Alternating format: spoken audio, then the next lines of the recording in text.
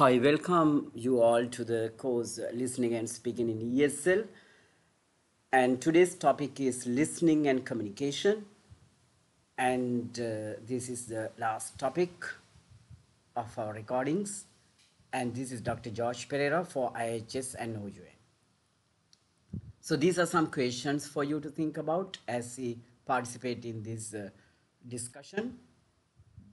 What are the misconceptions of listening? What are the poor listening habits? What is the process of how speech is heard? What are the features of listening to support others? And what are the types of listening responses? We have been given 2 years and but a single mouse in order that we may hear more and talk less. Students listen to the equivalent of a book a day, talk the equivalent of a book a week, and read the equivalent of a book a month. So listen, talk, read, and write the equivalent of a book a year.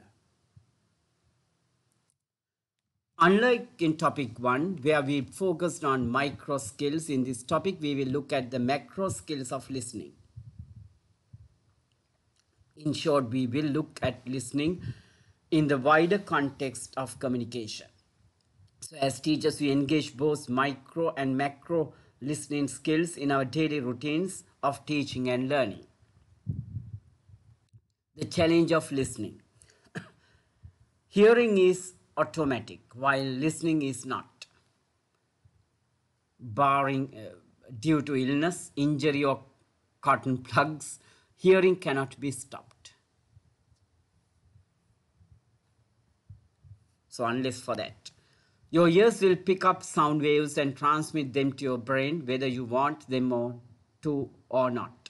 However, this is not so with listening. Many times we hear but do not listen. Sometimes we deliberately do not listen.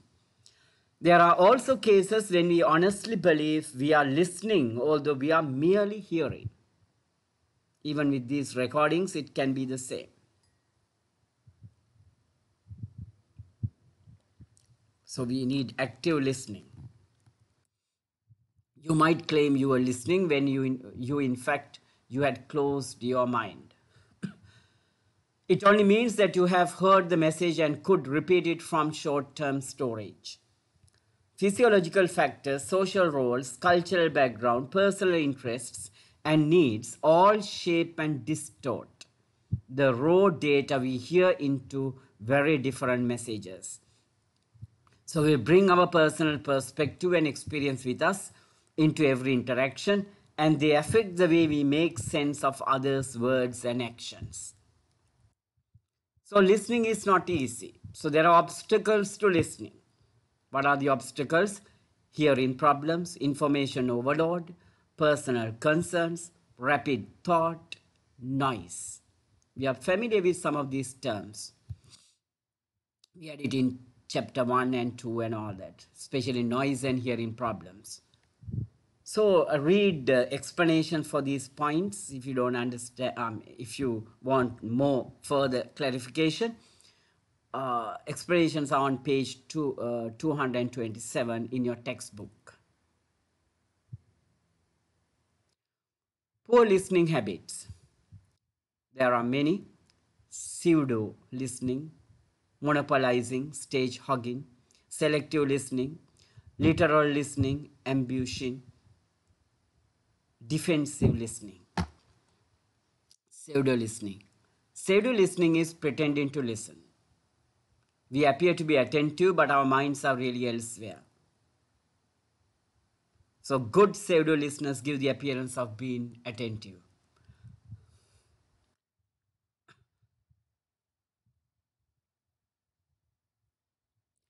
Monopolizing or stage hogging is also termed as conversational narcissism.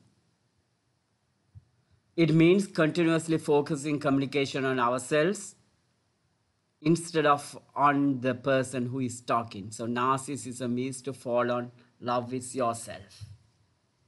That philosophy. So you have fallen in love with your own talking. So monopolizers or monopoly, you control it. Or stage hogs are interested only in expressing their ideas and do not care about what anyone else has to say. These people allow you to speak from time to time, but only to catch their breaths and use your remarks as a basis for their own babbling. So monopolizers regularly employ two tactics to take the stage and hold it: conversational rerouting.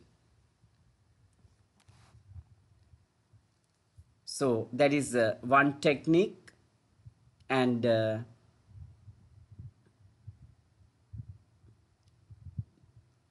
this is shifting the topic of conversation away from the speaker and focuses it on oneself.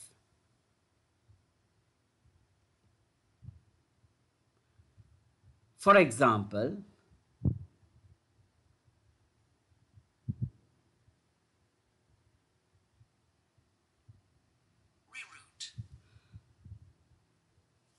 if someone tells you about the problems in his or her school, you might reroute the conversation by saying, I know what you mean.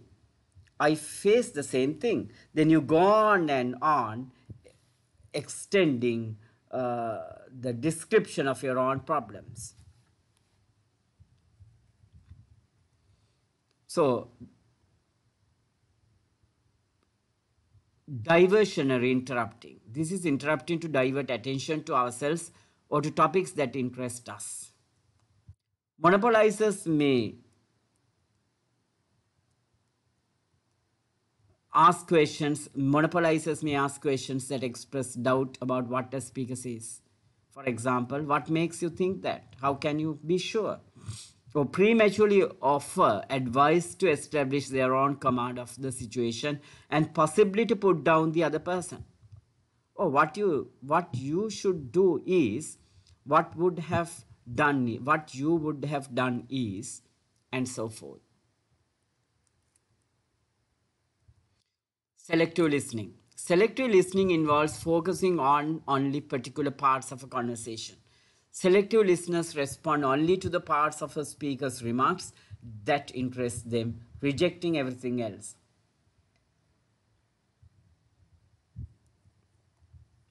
So selective listening also occurs when we reject communication that bores us or makes us uncomfortable. For example, many smokers selectively block our reports on the dangers of smoking and secondhand smoke because it is upsetting. Similarly, many people listen selectively to criticism. We may screen out communication from others that focuses on our weaknesses or forces us to change in ways we find uncomfortable. So, defensive listening. Defensive listening perceives communication as personal attacks, criticism, or hostile undertones when none are intended. So, when we listen defensively, we assume others do not like, trust, or respect us, and we read these motives in whatever people say, no matter how innocent it actually is. At other times, defensive listening is confined to specific topics or vulnerable times when we judge ourselves to be inadequate. Defensive listening tends to discourage others from giving us honest feedback. Ambushing. Ambush. Ambushing is listening very carefully for the purpose of attacking a speaker.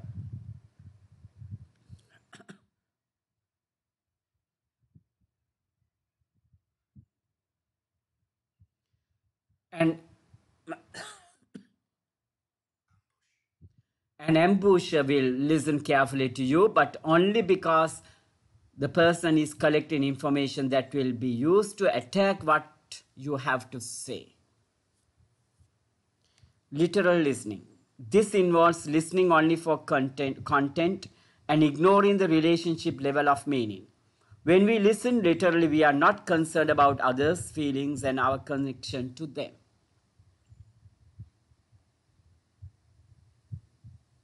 So it's not empathetic listening, it's just literal. So every listening has a relationship level, making connections as human beings. So that could be missing. So listening to support others. So this is a very interesting area. We are shifting to another area. Listening to support others. Our primary concern is the relationship level of meaning, which involves another person's feelings and perceptions. We engage in such relationship listening or listening to support others when we listen to a friend's worries or our students' problems. Guidelines to successful listening to support others include being mindful. Mindfulness is a choice to be wholly present in an experience. It requires that we put aside preoccupations and preconceptions to attend fully to what is happening in the moment. Suspending judgment. When listening to help another person, it is important to avoid judgmental responses, at least initially. Imposing our judgments separates us from others and their feelings. So, however, when our judgments are genuinely sought, we should not hold back. So, understand the other person's perspective. We cannot respond to effectively to others until we understand their perspective and meanings. So, listening responses to support others may range from reflective feedbacks that invites the speaker to talk without concern of evaluation to more directive responses that evaluate the speaker's messages. So, these responses are illustrated in figure. Types of listening responses. Silent listening, so that you are really listening, you are questioning in order to help. Paraphrasing, empathizing, supporting, analyzing, evaluating, advising.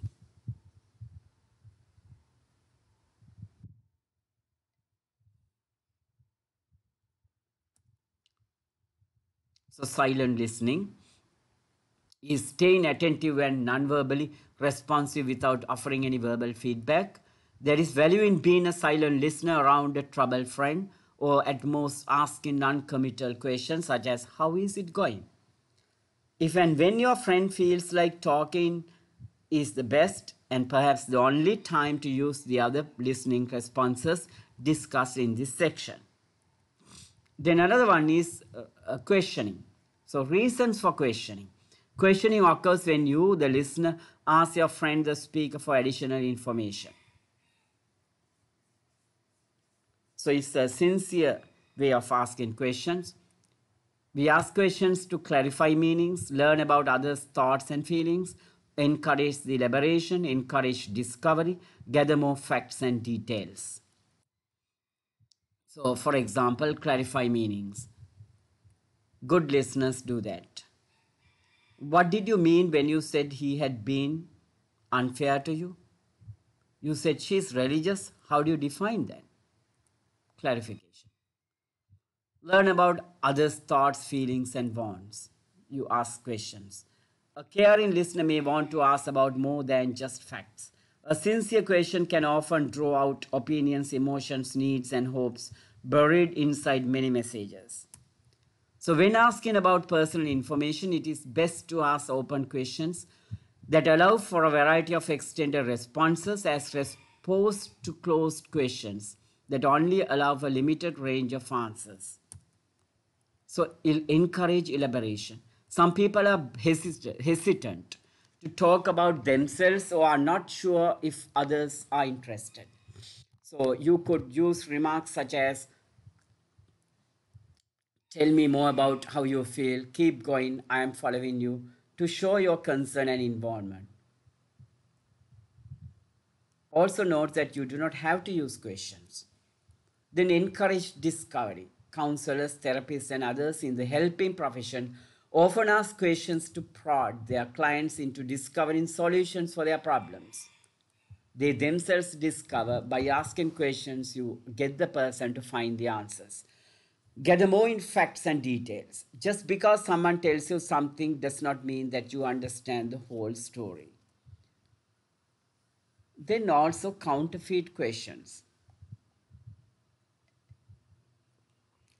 Not all questions are genuine requests for information and understanding others. So these are counterfeit questions, like counterfeit money. They are really disguised attempts to send a message, not receive one. So attempts to send a message to the speaker, but not to receive an answer in a very empathetic way.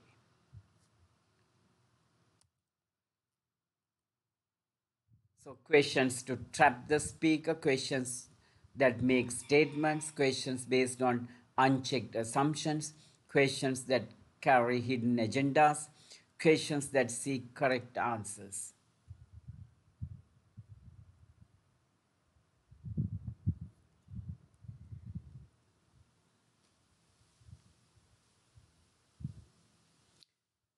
So when your friend says, "You didn't like that movie, did you?" You are being backed into a corner. It's clear that your friend disapproves, so the question leaves you with the two choices. You can disagree and defend your position, or you can devalue your reaction by lying or equivocating. I guess it wasn't terrific.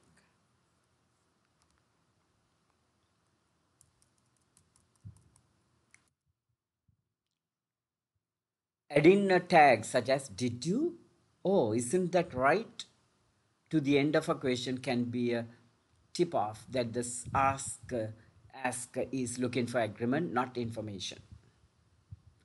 While some listeners use these tags to confirm and facilitate understanding, others may use them to coerce agreement, such as, "You said you would call at 8, but you forgot, didn't you? Don't you think it's just marvelous?" Or lead or direct others towards a desired response. A lot of people do that. "You said you would call at 8, but you forgot, didn't you? Don't you think he's just marvelous?" Okay, questions that make statements. "Are you finally off the phone?" is more a statement than a question, a fact unlikely to be lost on the targeted person. Emphasizing certain words also can turn a question into a statement, such as, "You lent money to Usman." We also use questions to offer advice. Questions that carry hidden agendas.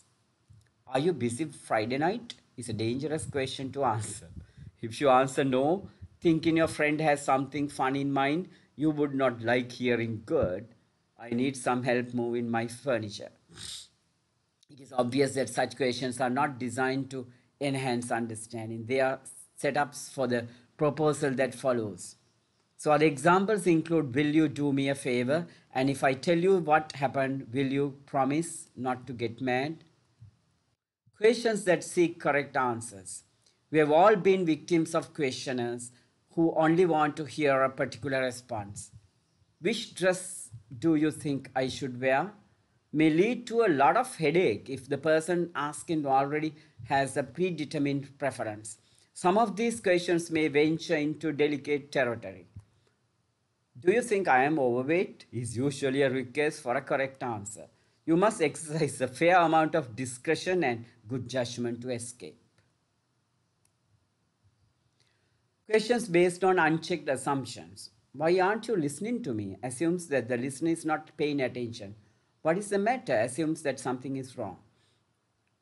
A better way to confirm assumptions is to do a perception check, such as, "When you kept looking over at the TV, I thought you weren't listening to me, but maybe I was wrong. Were you paying attention?" So we are moving to another area, paraphrasing from the top. So we are going to this area. Make plans. Okay, so let us make plans to get together next weekend. "So you want to chat next week to make plans for Saturday?" "No, what I meant is that we should check out calendars now to see if we are free to go to the concert on Sunday." So that is paraphrasing.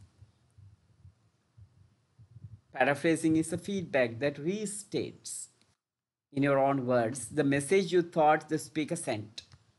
Paraphrasing can sometimes be a difficult skill to master. Among the ways that you can do so are: change the speaker's wording. Speaker, bilingual education is just another failed idea of bleeding heart liberals. Paraphrase. Let me see if I have got it right. You are mad because you think bilingual education sounds good but it doesn't work. See, paraphrasing is a very good one. So, offer an example of what you think the speaker is talking about. When the speaker makes an abstract statement, you may suggest a specific example to see if your understanding is accurate. Speaker, Lee is such a jerk. I can't believe the way he acted last night. Paraphrase. You think those jokes were pretty offensive, huh?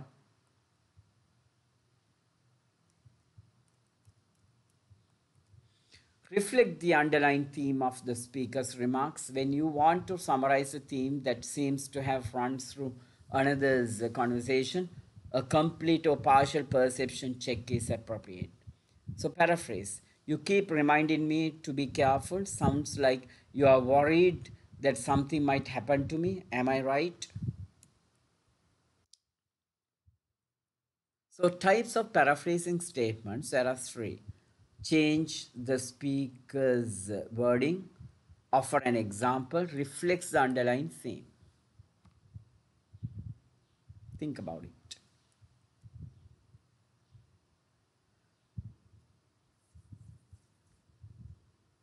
So, paraphrasing allows, there are three reasons, okay, for paraphrasing. There are several reasons why paraphrasing assists listening. Paraphrasing allows you to find out if the message received is the message the sender intended. Paraphrasing, much like questioning, often draws out further information from the speaker. Paraphrasing is an ideal way to take the heat out of intense discussion. When conversations begin to boil, it is because the participants involved believe they are not being heard. You can paraphrase messages at two levels: the factual information, the personal information. Factual information summarizing facts, data, and details. Paraphrasing the personal information, restating factual information is relatively easy. To listen to another person's thoughts, feelings, and wants, take a more sensitive ear. Then there are the qualities. Empathizing is a response style which listeners use when they want to show that they identify with the speaker. So it involves perspective taking, emotional contagion, feeling what others feel, and genuine concern. So, not empathizing when behaving the following ways: denying others the right to their feelings, consider the common remark, don't worry about it. While it may be intended as a reassuring comment, the underlying message is that the speaker wants the person to feel differently. Minimizing the significance of the situation. Then the other one is self defending. Raining on the speaker's parade. Recall coming home with exciting news only to be received with a 5% raise. That's hardly anything. So that's the meaning of raining on the speaker's parade. Supporting responses include agreement, offers to help, praise, reassurance, diversion. So make sure your expression of support is sincere. Be sure the other person can accept your support. Focus on the here and now rather than then and there. Another aspect is analyzing. The listener offers an interpretation of a speaker's message. Guidelines to follow include: offer your interpretation in a tentative way rather than an absolute fact. Your analysis should have a reasonable chance of being correct. Make sure that the other person will be receptive to your analysis. Be assured that your motive for offering an analysis is truly to help the other person. Then the other one is advising. When it is requested in a straightforward manner, what do you think I should do? You can do the advising. Or when an ambiguous statement sounds like a request for suggestions, what do you think of harassment? Would that be an example of sexual harassment? I'm really confused. Even when advice is not asked for example, you look awful, you ought to get more sleep. So be sure that the following conditions, four conditions are present. Be sure the other person really wants to hear your suggestions. Consider whether the person seeking your advice is truly ready to accept it. Be confident that your advice is correct. Be certain that the receiver would not blame you if the advice does not work out. So, you want to add something. So, always unless they ask for advice, normally you give your opinion. So that is another aspect that I have heard. Okay, so you can think about it. Opinion and advice. Okay, so these are some questions for you to think about. Many a time we hear but we do not listen. Why does this happen? State the features that shape or distort the raw data we receive in the course of communication. Then state the obstacles to listening and give reasons why effective listening is so tough to achieve. So think about these two questions and hope you will do your assignment well and your exams well and also do your lifelong teaching well as teachers. So good luck for listening and speaking in ESL for the teachers. So you will serve your students well as you have participated in these discussions or these recordings. So this is Dr. George Pereira for IHS and OUM. Take care. Bye.